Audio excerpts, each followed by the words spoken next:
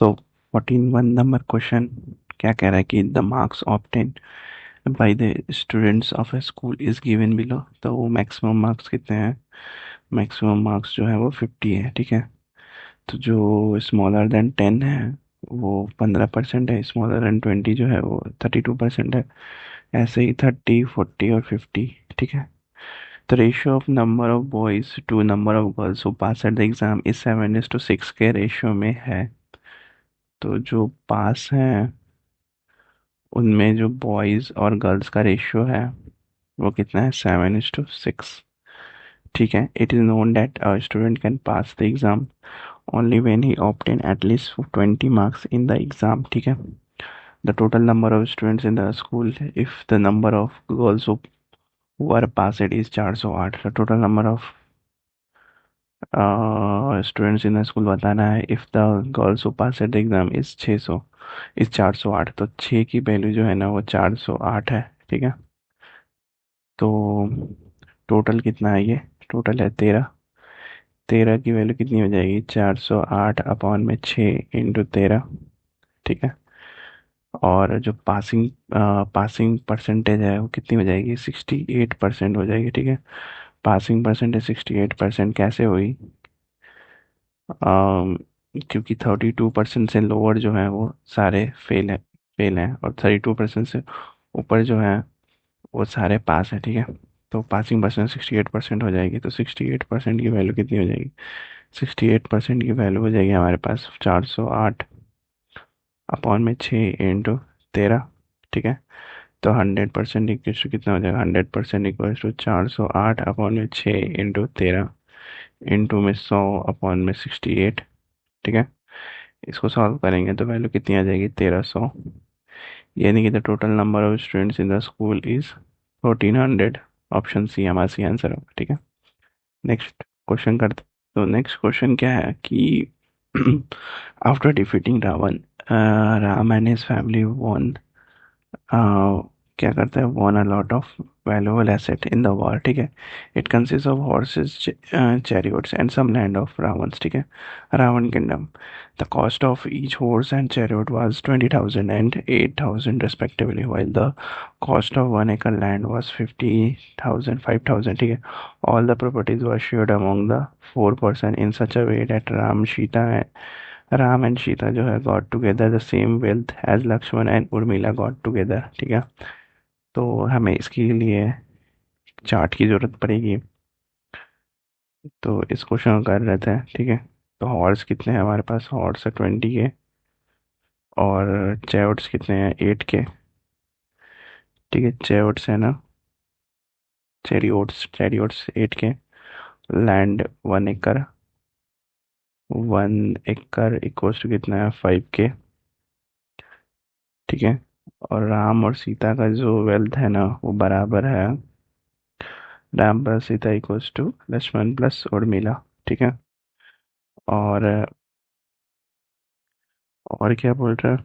Ram got more than Sita, ठीक है। राम जो है वो उसको ज़्यादा मिलता है सीता से। और Lakshman got more than Urmila, ठीक है। Lakshman got more than Urmila यहाँ पे बोल रहा है। तो Ram got 1/3 horses and 20% chariot, ठीक है। तो इसको इसको पहले इनिशियली बनाने के लिए क्या करेंगे? इनिशियली बनाने के लिए यहाँ पे लिखते हैं राम, लक्ष्मण, सॉरी, राम, सीता, लक्ष्मण और उर्मिला, ठीक है। और ये इनिशियली है हॉर्स, चैरियोट्स और लैंड, ठीक है। तो इस इनिशियली क्या बोल रहा है कि राम जो है गॉट करता है 1/3 एंड 20% चैरियोट्स, वाइल लक्ष्मण जो है वो रिसीव करता है 50% चैरियोट्स as the 50% of his total wealth. The number of horses that Ram and Sita got together was 50% more than that of Lakshman, ठीक है। And Urmila, Lakshman and Urmila got together land together है, ठीक है। Sita got 8 horses and Urmila got 7 horses, but the Ram and Sita got equal number of chariots and Urmila got 20 chariots less than that of Lakshman, ठीक है। तो Urmila got twice the land twice the land than that of Sita, but 20% less than Lakshman, ठीक है, तो कैसे करेंगे इसमें question. तो वन थर्ड हॉर्सेस जो होता है, राम के पास वन थर्ड हॉर्सेस है, वन थर्ड हॉर्सेस है, यानी कि अगर मेरे को वैल्यू अगर एक्स रहे, ठीक है, अगर कोई वैल्यू एक्स रहे तो वन थर्ड करेंगे। तो वन थर्ड करेंगे तो हॉर्स अगर वन थर्ड करेंगे तो हम लोग यहाँ पे 3x ले लेंगे, ठीक है। तो x हो जाएगा राम के पास हॉर्सेस, एंड 20% चोरस बाई लक्ष्मण। और 20% चोरेट का मतलब क्या हो गया?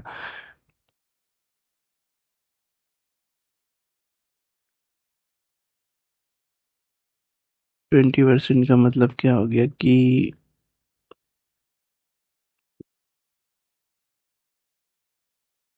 20% का मतलब हो गया 1/5, ठीक है।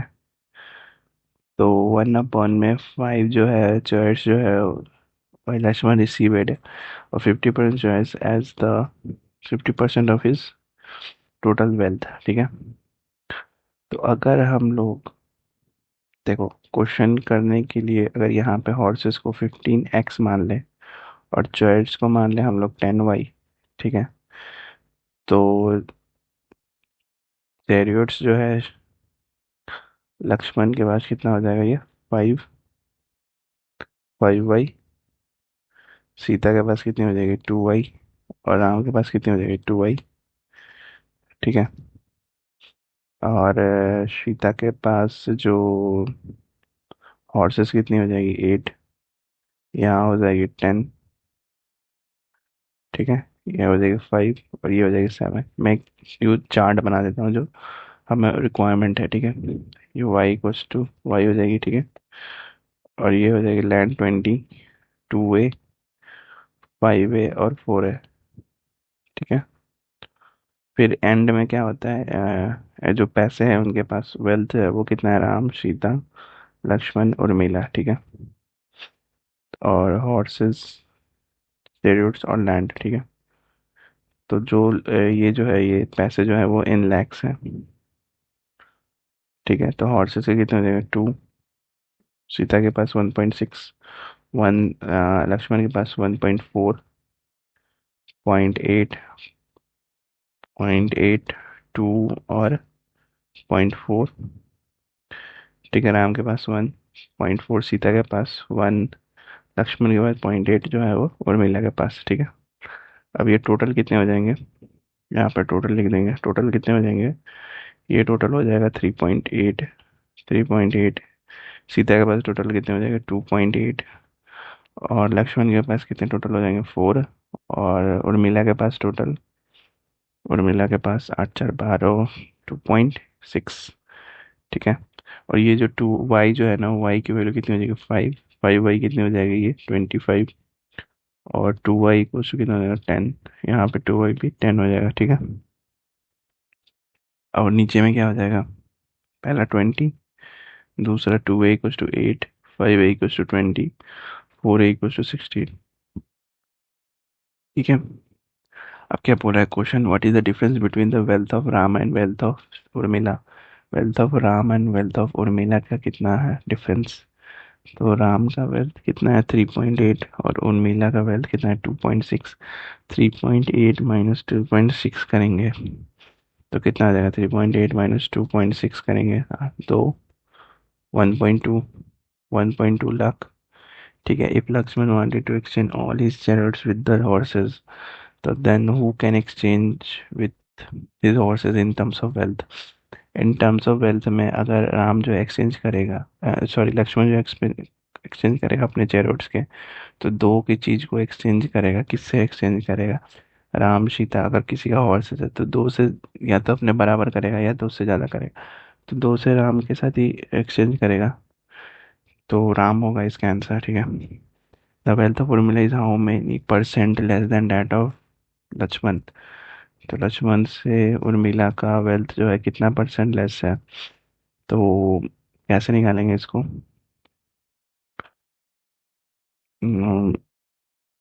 4 और 2.6 दिया हुआ है, ठीक है। इन दोनों का डिफरेंस कितना हो जाएगा, 1.4। तो 1.4 अपॉन में 4 इंटू 100, ठीक है। तो 4 से 100 कटेगा, 2 और 5 25 से 1.4 को मल्टीप्लाई करेंगे, 35% आएगा। ऑप्शन सी हमारे answer. Next question, the wealth due to land and share together is how much greater in percent than the wealth due to horses. ठीक है, तो कितना हो जाएगा? 6 और 7.2 को डिफरेंस, इन दोनों का डिफरेंस कितना? 1.2। 1.2 को 6 पे करेंगे तो इंटू 100, यानी 6 से 150, और ये 3। ठीक है, तो 3 से 12 4 बार में, और पॉइंट हटेगा तो नीचे 10, 1010, 4 बाई 4 ज़ा 20, यानी ऑप्शन बी हमारा सी आंसर होगा। ठीक है, इस चार्ट को एक बार देख लेना। ठीक है, और सॉल्व करने की कोशिश करना। नेक्स्ट क्वेश्चन 46 नंबर करते हैं। 46 नंबर क्वेश्चन क्या कर रहा है कि एक बिग क्यूब है, is formed by rearranging the horses, rearranging the 160 colored and 56 rearranging the 160 colored and 50 non-colored similar cubes in such a way that the exposure of the colored cubes to the outside is minimum. The percentage of exposed area that is colored is। ठीक है, तो colored कितना है? 160, और non coloured कितना है? 56। ठीक है, टोटल कितना हो जाएगा? ये टोटल हो जाएंगे 216। 216 जो है एक परफेक्ट क्यूब है। ठीक है, परफेक्ट क्यूब है, यानी कि एन क्यूब। तो ये हो जाएगा total number of cubes, total number of cubes. ठीक है, तो वो कितना हो जाएगा? ये 6 का क्यूब हो जाएगा, जो कि बराबर है 216 के, यानी कि एन की वैल्यू कितनी हो जाएगी? 6। ठीक है, तो small cube inside the large one, small cube और लार्ज वन के अंदर रहेगा, तो एज कितना हो जाएगा उसका? एज इक्वल टू कितना हो जाएगा? 6 - 2, 6 - 2 यानी कि 4। अब क्या टोटल क्यूब कितने हो जाएंगे? The total cube equals to हो जाएगा 4 का क्यूब, यानी कि 64। तो 160 - 64 कितना हो जाएगा? 96। ठीक है, और 96 से ही 216 से कंपेयर करेंगे तो इंटू 100 इक्वल्स टू क्या हो जाएगा? The percent of expose area that is coloured is 44.44%। ठीक है, ऑप्शन बी हमारा सही आंसर होगा। 47 नंबर क्वेश्चन करते हैं।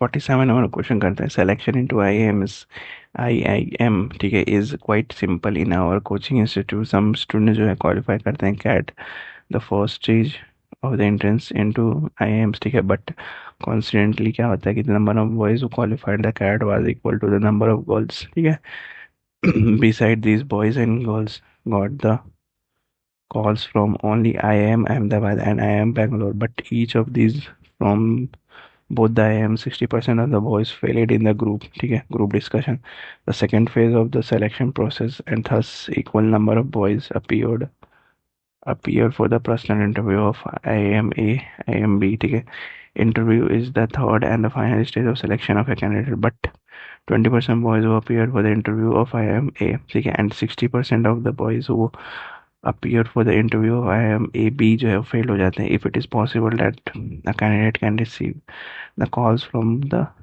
more than one IIMs, but she can face the interview of only one IIM। ठीक है, given that only 24 boys जो है from our coaching institutes were selected by the IIM-A and IIM-B, also a candidate can appear for the next stage only if she qualifies the previous stage of the exam, then find the number of girls who qualified the CAT CAT। कितने लोगों ने CAT qualify किया था?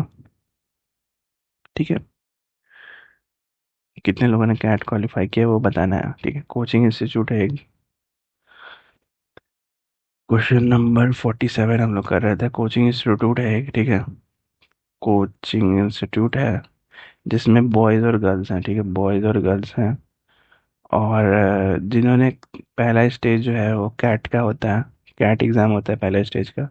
तो उसमें क्या होता है, अगर मान लो 100x ने क्वालिफाई किया, ठीक है, तो सेकेंड स्टेज में कितने लोग गए? सेकेंड स्टेज यानी कि सेकेंड स्टेज यहाँ पे बोल रहा है ना, 60% of boys failed in the group discussion, यानी कि जीडी।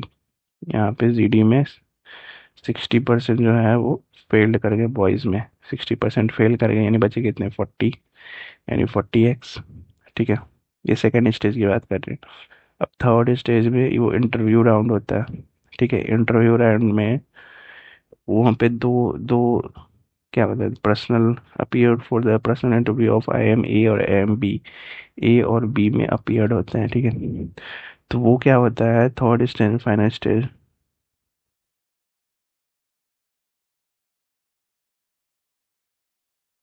फाइनल स्टेज में क्या होता है कि ये इक्वल नंबर ऑफ, देखो यहाँ पे दस इक्वल नंबर ऑफ बॉयज जो है अपीयर करते हैं फॉर द पर्सनल इंटरव्यू, यानी 20 हैं तो 20 इसमें भी जाएंगे और 20 इसमें भी जाएंगे। ठीक है, अब 20 में क्या होता है कि इसमें जो जाते हैं ना बी वाले में, पहले से ए वाले में देखते, ए वाले में जाते हैं ना जो उसमें 20% जो होते हैं, 20% appear for the interview of IMA and 60% of who appear for the interview of IMB जो होता है वो फेल हो जाता है, यानी कि इसका 20% और इसका 60% जो है वो फेल हो जाते हैं, यानी कि इसका हो जाएगा 16 और इसका हो जाएगा 8x, 16x और 8x। ठीक है, तो ये टोटल कितना है, ये है 24x के बराबर है। ठीक है, अब अब 24x जो है ना वो बराबर है कितने 24 वैसे गिवन है 24 boys of the coaching institute वैसे सेलेक्ट खोला IMA। ठीक है, तो ये 24 बच्चे जो है 24 के 24 बच्चे जो सेलेक्ट होते हैं वो IMA और IMB के लिए सेलेक्ट होते हैं। ठीक है, तो x की वैल्यू यहाँ से कितनी आ जाएगी, x की वैल्यू आ जाएगी हमारे पास 1। ठीक है, तो x की वैल्यू 1 आ जाएगी, तो हमें पूछेगी गर्ल्स की वैल्यू कितनी बतानी है, तो 100 × x, 100 × 1 यानी कि 100, 100, यानी ऑप्शन ए हमारा सही आंसर होगा। ठीक है, नेक्स्ट क्वेश्चन करते हैं 48 नंबर। 48 में क्या हो रहा है कि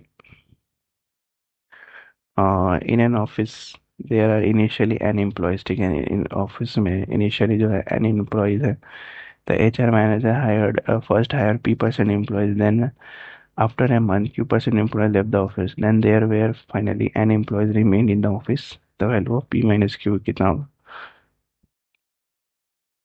ठीक है, 48 नंबर बना रहे हैं, तो n एम्प्लॉयज जो है हायर हुए हैं और HML first hire P% employees, then after month P% employees यानी 100 प्लस P और अपॉन में 100 इंटू 100 माइनस Q% एम्प्लॉय जो है वो लेफ्ट कर गए, तो 100 माइनस Q अपॉन में 100 और इक्वल्स टू कितने के बराबर, then finally the n employees remained in the office, यानी n के बराबर है।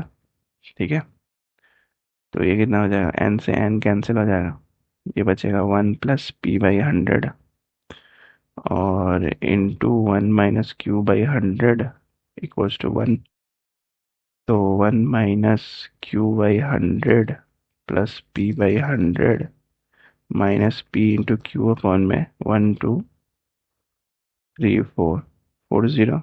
ठीक है, और इक्वल्स टू 1, यानी P - Q अपॉन में 100 इक्वल्स टू कितना होगा, P इंटू Q अपॉन में 10 10 0 0। ठीक है, तो यहाँ से 2 0 और 2 0 कैंसिल हो जाएंगे, तो वैल्यू कितनी आ जाएगी हमारे पास, P - Q इक्वल्स टू हो जाएगा PQ अपॉन में 100। ठीक है, PQ अपॉन में 100 यानी ऑप्शन बी हमारा सही आंसर होगा। नेक्स्ट क्वेश्चन करते हैं, क्वेश्चन नंबर 49। ठीक है, तो इन द गरबार झाला अमी Aminabad, a shopkeeper first raises the price of his jewelry by X%, then he decreases the new price by X%. ठीक है, after one such up down cycle, the price of jewelry decreases by 21025. ठीक है, after a second up down cycle, the jewelry was sold for 484416. What was the original price of the jewellery बताना है। ठीक है, 49 number हम लोग question बना रहे हैं, कैसे करेंगे इसको, ये कैसे करेंगे इस क्वेश्चन को, ये इंक्रीमेंट डिक्रीमेंट का जो वैल्यू जो होता है ना वो क्या होता है, P/X/100 का होल स्क्वायर इक्वल टू कितने के बराबर, 21025 के बराबर है। ठीक है, ओरिजिनल प्राइस P मान लेते हैं और ये और decrease in the value of P after one cycle equal to कितना हो जाएगा, P into X/100 equals to 21025। ठीक है, अगेन द फाइनल वैल्यू जो होता है आफ्टर सेकंड साइकिल वो कितना हो जाएगा, p into 1 + x/100 into 1 - x/100 into 1 + x/100 into 1 - x/100 और जो कि बराबर है 484416 के बराबर है। ठीक है, तो ये तो हो गया दूसरा इक्वेशन और ये हो गया पहला इक्वेशन।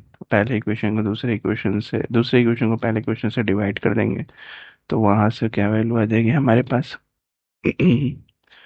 वहां से हमें वैल्यू आ जाएगी 1 - k² अपॉन में k = 48/10। ये k जो है ना, और k की वैल्यू कितनी हो जाएगी, k की वैल्यू है x/100। ठीक है, तो अब यहाँ से करेंगे एक क्वाड्रेटिक इक्वेशन बन जाएगा। तो यहाँ से k की जो दो वैल्यू आ जाएगी, एक तो 5 आ जाएगी और एक आ जाएगी -1/5। माइनस निगेटिव साइन को निगलेक्ट कर देंगे तो x की वैल्यू कितनी आ जाएगी, x की वैल्यू आ जाएगी, k की वैल्यू अगर 5 आई तो x की वैल्यू कितनी आ जाएगी, 20%।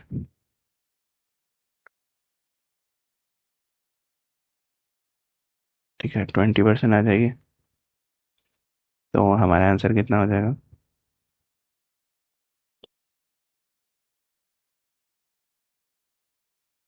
हमारा आंसर कितना हो जाएगा अगर एक्स की वैल्यू की क्या बोलते हैं, एक्स की वैल्यू 20% आ गई तो उस वैल्यू को यहाँ पुट कर देंगे, पहले में इसमें पुट कर देंगे।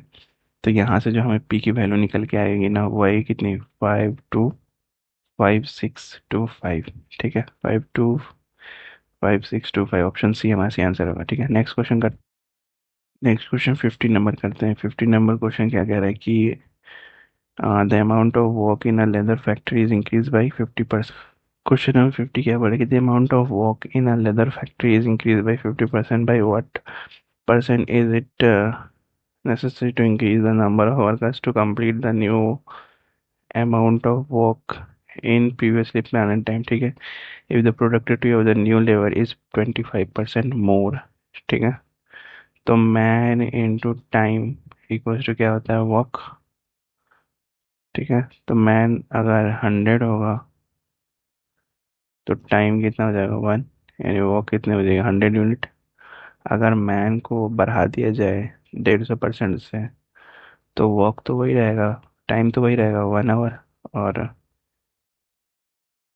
Compare the amount of work previously plan time. ठीक है, प्रीवियसली प्लान टाइम और ये कितना हो जाएगा, वर्क कितना हो जाएगा, 150 यूनिट बढ़ जाएगा।